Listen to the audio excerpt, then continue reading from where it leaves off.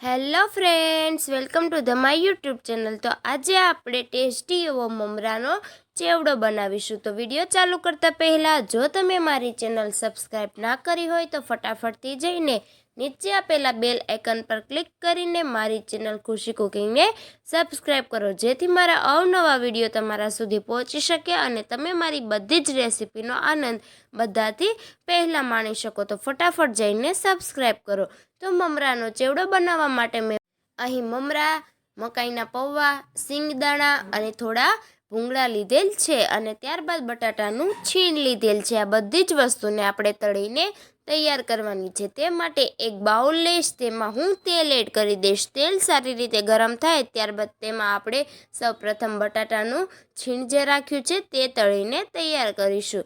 ત્યારબાદ આપણે બીજી બધી જ વસ્તુ આ રીતે તળીને તૈયાર કરવાની છે। તો હવે આપણે થોડા ભૂંગળા લઈશું, તેને આપણે તળીને તૈયાર કરીશું। તે રીતે આપણે જેટલી વસ્તુ રાખી છે તે બધી જ વસ્તુને તળીને એકદમ તૈયાર કરવાની છે। તો ભૂંગળા પણ આપણા સારી રીતે તળાઈને રેડી છે। ત્યારબાદ આપણે જે મકાઈના પૌવા રાખ્યા છે તેને પણ તળીને તૈયાર કરીશું। તો ચેવડા માટે તમે જેટલી વસ્તુ નાખો તેટલી ઓછી પડે છે। તો તમને જે વસ્તુ પસંદ હોય તે બધી જ વસ્તુ તમે તળીને તેમાં એડ કરી શકો છો। તમે ઈચ્છો તો ચોખાના પૌવા પણ તળીને એડ કરી શકો છો। તો આપણા ચોખાના પૌવા અહીં સ્કીપ કરેલ છે, આપણે આ બધી જ વસ્તુ તળી છે। ત્યારબાદ હવે આપણે સિંગદાણા લીધેલ છે, તેને પણ તળીને એકદમ સારી રીતે હલકા બ્રાઉન કલરના થાય ત્યાં સુધી તેને તળી લઈશું। તો હવે આપણા સિંગદાણા પણ એકદમ સારી રીતે તળાઈને રેડી છે। તો હવે આપણે તેને પણ તેલમાંથી બહાર કાઢી લઈશું। આ રીતે આપણે બધી જ વસ્તુ તળીને તૈયાર કરી છે। તો હવે તે જ બાઉલમાં આપણે ફરીથી થોડું તેલ લઈશું। અહીં આપણું તેલ ગરમ જ છે એટલે આપણે તેમાં થોડી રાઈ એડ કરીશું। રાઈ સારી રીતે ફૂટી જાય એટલે હવે આપણું તેલ ગરમ થઈ ગયું છે। તો હવે આપણે તેમાં હિંગ એડ કરીશું। 1 ચમચી મેં અહીં હિંગ એડ કરેલ છે। તો હિંગ એડ કર્યા બાદ મેં અહીં 3 થી 4 તીર મીઠા લીમડાના પાન એડ કર્યા છે। તો મીઠા લીમડાના પાન એડ કર્યા બાદ હવે આપણે તેમાં 2 મોટી ચમચી હળદર એડ કરી દઈશું। અહીં આપણે મમરાને પીળા કરવાના છે, તે માટે થોડી વધારે હળદર એડ કરીશું। તેને સારી રીતે મિક્સ કરી લઈશું। તો હવે આપણી હળદર તેલમાં સારી રીતે ગરમ થઈ ગઈ છે। તો આપણે જે મમરા રાખ્યા છે તેમાં બધી જ હળદરનો જે આપણે તડકો માર્યો છે તે એડ કરી દઈશું। તો આ રીતે આપણે બધા જ મમરાને હલાવીને સારી રીતે પીળા કરી દઈશું। તો આપણે તેને મિક્સ કરવાના છે, તો તે માટે અહીં આપણે બાઉલમાં નાના પડે છે તો થોડું નીચે લઈશું અને બંને હાથની મદદથી તેને પીળા કરી દઈશું। ત્યારબાદ હવે આપણે તેમાં જરૂર પ્રમાણે મીઠું એડ કરીશું। અહીં મેં 1 થેલી મમરા લીધેલ છે, તો તે હિસાબે હું 2 મોટી ચમચી મીઠું એડ કરીશ।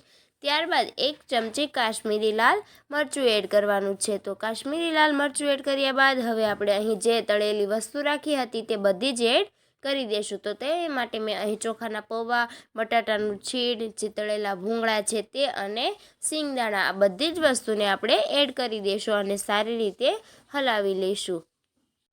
તો એકદમ ટેસ્ટી અને નાના મોટા બધા જ ને ભાવે તેવો મસાલેદાર ચેવડો બનીને રેડી થવાનો છે।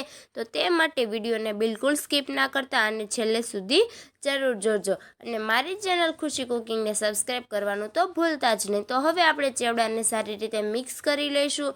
તો ફ્રેન્ડ્સ, તમે જોઈ શકો છો આપણો ટેસ્ટી એવો ચેવડો બનીને રેડી છે।